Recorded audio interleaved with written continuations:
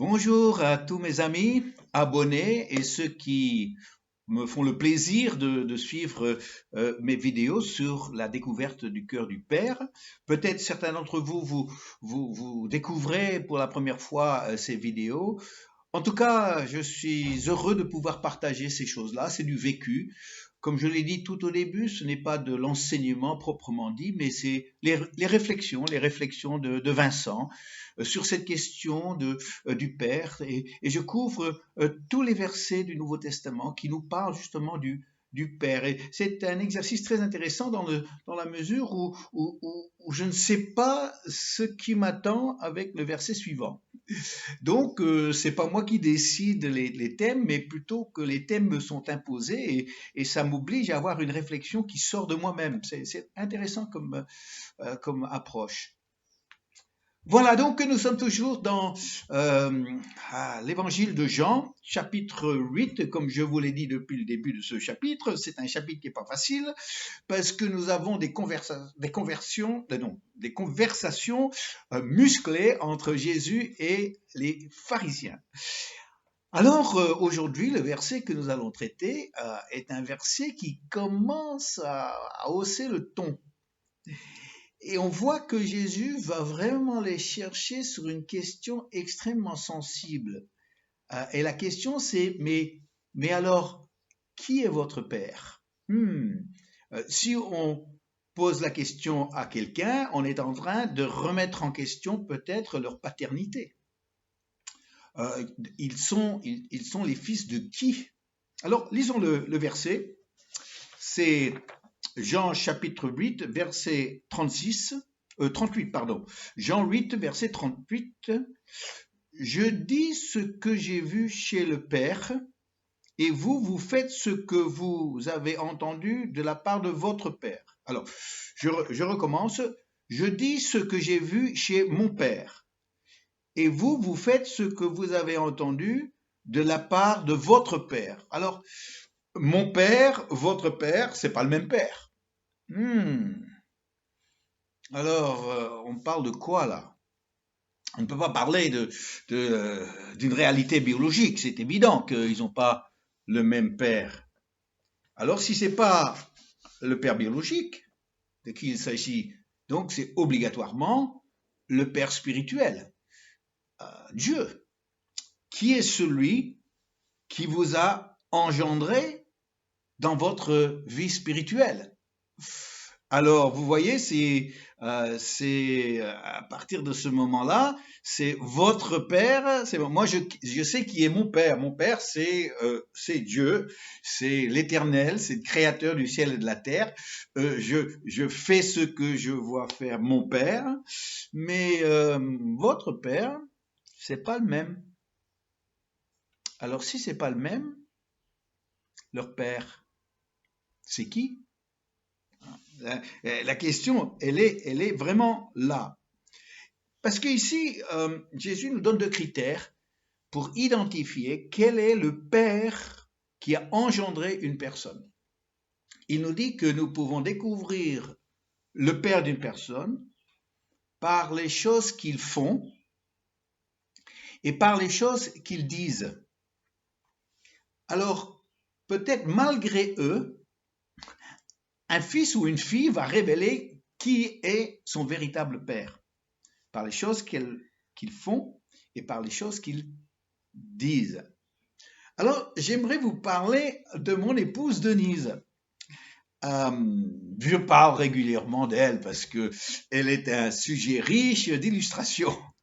Pour ceux qui me connaissent, certains disent que Denise, quand j'étais en tournée, et parfois je devais voyager seul et je parlais de Denise, ils appelaient Denise Madame Colombo, parce qu'ils parlent toujours d'elle, mais on la connaît pas, on la voit jamais. Mais bon, c'est vrai que de temps en temps, elle intervient, surtout les cultes enregistrés pour les dimanches, mais les vidéos, on la voit pas trop. Madame Colombo. En tout cas, il y a quelque chose qui m'a toujours étonné avec mon épouse Denise. Ça fait maintenant plus de 40 ans, plus de 41 ans maintenant que nous sommes mariés. Donc, ça fait la majorité de notre vie, nous avons été ensemble et nous avons pu partager nos expériences, partager notre vécu à proximité dans le ministère. Euh, donc, on s'est pas trouvé chacun de son côté avec son travail, ses activités. Non, non, on a pu surtout en ces dernières années passer beaucoup de temps ensemble. Mais malgré tout ça, elle ressemble toujours à sa mère. Oui, euh, si vous connaissez sa mère, vous voyez tout de suite la ressemblance, mais c'est frappant. C'est frappant, pas seulement physiquement, mais même dans l'intonation de la voix, même dans les expressions qu'elle utilise, même dans les expressions faciales. Alors, pourtant, Denise a quitté la maison familiale pour aller faire ses études. Oh, c'était autour de l'âge de 20 ans. Donc, elle a passé 20 ans avec sa mère, elle a passé 41 ans avec moi, mais aujourd'hui, elle ressemble toujours à sa mère. Pour toutes les années qu'on a passées ensemble, elle ne me ressemble pas du tout. Alors vous allez peut-être dire, bon, heureusement Vincent, hein, parce que moi j'ai toujours trouvé ça étonnant, que finalement, ce qu'on a reçu de son père, de sa mère, en tant que les gènes, en tant que ceux qui nous ont transmis, même parfois dans l'éducation, et ça reste. Ça reste et quelque part, on va découvrir le Père par ce qu'on voit chez le Fils. Donc c'est une leçon très importante parce que Jésus a renforcé ça dans son enseignement en fait. Et il a dit que ces deux critères, ce que font les gens et ce que disent les gens, vont nous permettre d'identifier leur véritable Père. Jésus a dit de l'abondance du cœur, la bouche parle. C'est qu'en parlant, le cœur se révèle et le cœur va nous montrer qui a façonné notre cœur, qu'est-ce qui est vraiment dans le cœur. Parce que connaître une vraie personne, c'est pas connaître ses pensées. Mais connaître une vraie personne, ou vraiment connaître une personne, c'est de connaître ses désirs. C'est de savoir ce qu'il y a dans son cœur. Qu'est-ce qu'elle aimerait vraiment pour sa vie. Ça, c'est son cœur. Et on va découvrir son cœur par les choses qu'elle va faire. Et on va découvrir son cœur aussi par les choses que la personne fait. Donc, ce sont les deux critères c'est les fruits de l'arbre qui révèlent l'arbre. Donc, c'est toujours ce même principe que les choses cachées à l'intérieur, les choses cachées se révèlent quand même par les choses qui sortent de nos bouches et les actes que nous produisons. C'est tellement simple comme pensée, mais tellement important. Alors, c'est pour ça que quand quelqu'un se dit chrétien, il dit chrétien, est-ce que c'est parce qu'il n'est pas musulman qui dit ça? Parce que pour certains, c'est ça. Ça s'appelle un chrétien sociologique. Ou bien, il y en a un qui dit, oui, moi je suis chrétien, j'ai une Bible à la maison, oui, j'ai fait mon expérience il y a des années, je suis chrétien. Mais quand je vois cette même personne qui fait le choix plutôt faire la fête le samedi soir avec ses copains, et dimanche matin rester au lit plutôt que de venir avec joie dans la maison du Seigneur, avec ses frères et sœurs en Christ, pour louer Dieu. Moi je dis, mais qui est ton père? Parce que ce que tu fais ne ressemble pas du tout au Père que je connais moi, le Père que Jésus a révélé. Alors, tu dis que tu es le Fils, tu es un enfant de Dieu, mais moi je ne le vois pas. Tu peux avoir 10 Bibles, comme quelqu'un a dit une fois, j'ai 15 Bibles à la maison. Comme si ça change le caractère de quelqu'un d'avoir 15 Bibles.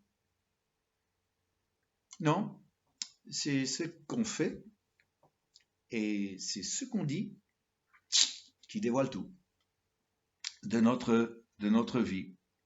Alors, cette question d'être un enfant de Dieu est très intéressante et surprenante pour certains qui ont grandi peut-être avec une notion traditionnelle chrétienne, que finalement nous sommes tous des enfants de Dieu sur la terre, tout enfant qui est né est obligatoirement un enfant de Dieu, nous sommes tous égaux aux yeux de Dieu. Alors il y a une espèce de confusion qui s'est produite dans l'esprit des gens sur cette question. Effectivement, nous sommes tous êtres humains sur la terre, notre sang, que peu importe la couleur de notre peau, notre sang saigne rouge, ça on le dit, et tout être humain a besoin d'être respecté au même titre. Ça, il y a aucune question par rapport à ça. Mais la question c'est, est-ce que nous sommes tous enfants de Dieu? Alors là, cette question maintenant, c'est la Bible qui va nous aider. Parce que Jésus lui-même, ou la Bible nous dit que on devient un enfant de Dieu. On le devient. On le devient à un certain moment de notre vie.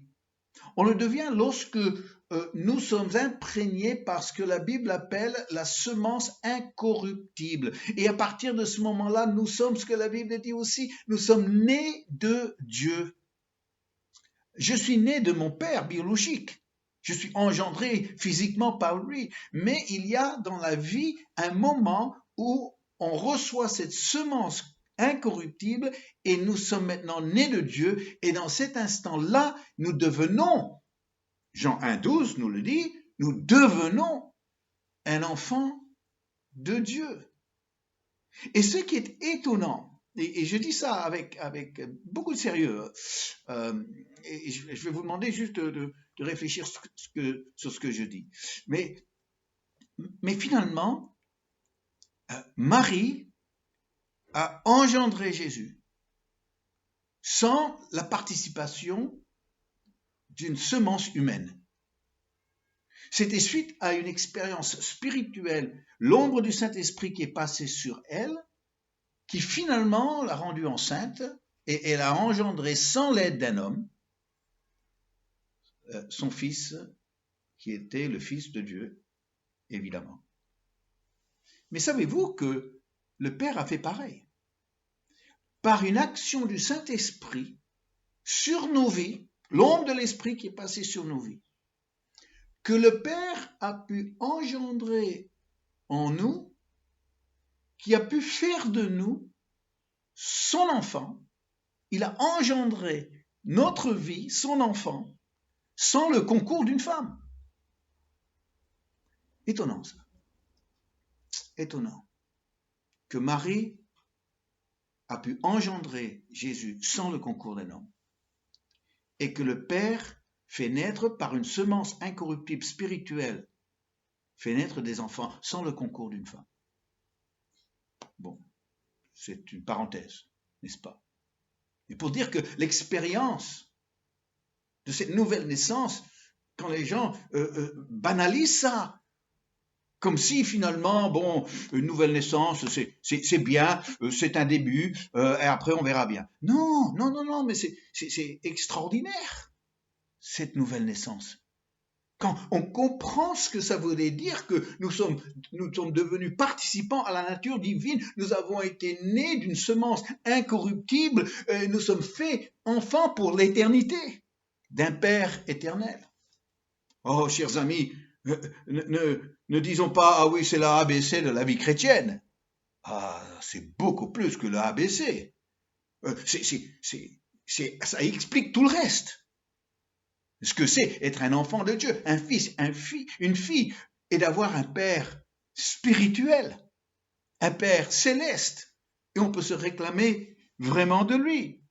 Alors, effectivement, moi je peux avoir des frères et sœurs biologiques du même père, et j'en ai, mais ce n'est pas pour ça que j'ai obligatoirement, que j'ai le même Père spirituel, le même Père céleste, parce que finalement, se réclamer de notre Père céleste doit passer par cette nouvelle naissance, cette visitation de l'ombre de l'Esprit sur la vie d'une personne, qui va faire en sorte que, justement, cette semence incorruptible a produit une vie nouvelle. Ah oui, de ressembler à notre Père. un fils, une fille, dans ce qu'on dit, dans ce qu'on fait. C'est tout un défi, n'est-ce pas? Parce qu'on comprend que il y a aussi la chair, le moi, les tentations autour de nous aussi, parfois les réactions malheureuses que nous pouvons avoir en tant que chrétiens, oui, toujours, qui fait qu'après on a un peu honte de son comportement. On a un peu honte de ce qui est sorti de notre bouche dans un moment où on s'est emporté. Parce que le défi, c'est de ressembler à notre Père. Afin que, quand les gens nous connaissent, ils vont voir le Père à travers nous. Alors, en ce moment, on a des nouveau-nés dans notre assemblée et les nouveau-nés, pour moi, tout le monde dit oh qu'est-ce qu'il est mignon. Moi j'ai dit oui, il n'y a pas de débat là sur cette question. Oui, l'enfant il est très mignon. Alors, moi je vérifie que tout est là. Il y a 2 yeux, un nez, 2 oreilles. C'est bon, ça marche. Mais honnêtement, quand ils disent oh mais il a le nez de sa mère et alors moi quand je vois ça, je peux simplement dire quand l'enfant n'a pas de cheveux, il est né sans cheveux et je dis eh ben là il a les cheveux de son père parce que son père a perdu tous ses cheveux. Non, les nouveau-nés, moi j'ai du mal à voir le père ou la mère dans ses premiers jours. Mais avec les mois qui passent, avec les premières années qui passent, alors tout de suite, on voit la ressemblance. Et là, c'est passionnant parce qu'il peut être plus mère que père, ou plus père que mère, ou un peu un mélange des deux.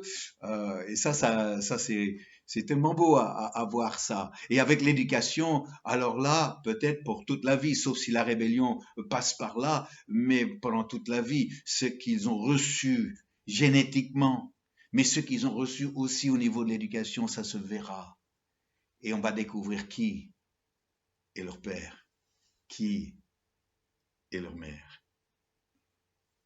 Alors aujourd'hui, quand Jésus a dit mon père, votre père, j'aimerais pas qu'il me dise ça à moi, mais j'aimerais qu'il dise à moi notre père. Et c'est pour ça que quand on lui a demandé de prier ou d'apprendre à prier, il a dit à ses disciples, quand vous priez notre Père. Parce qu'on est frères et sœurs, ensemble, du même Père. Notre Père, qui êtes aux cieux. Que ton nom soit sanctifié.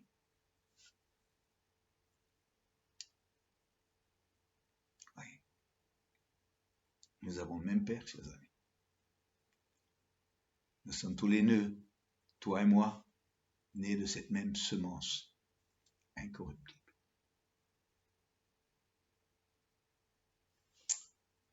Alors on va peut-être chanter, si vous voulez.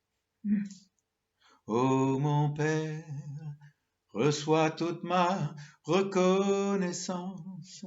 Oh mon Père, tu m'émerveilles par ta présence, par ta main puissante et ton amour si grand, combien tu comptes pour moi, oh mon Père. Vous voulez prier avec moi?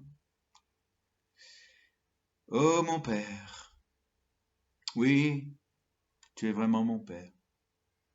Depuis ce jour, ce fameux jour, quand à l'âge de 15 ans, l'ombre du Saint-Esprit est passée sur ma vie, et tu as fait de moi ton enfant, tu m'as engendré, tu as créé en moi par une semence incorruptible un enfant de Dieu. Et ce jour-là, ce soir-là, mon destin éternel a été décidé.